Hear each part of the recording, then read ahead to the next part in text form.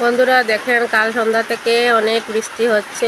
অনেক বৃষ্টি মানে টিপটিপ বৃষ্টি আর কি, খুব বেশি বড়োভাবে কোনো বৃষ্টি নেই। টিপটিপ টিপটিপ করে বৃষ্টি হচ্ছে।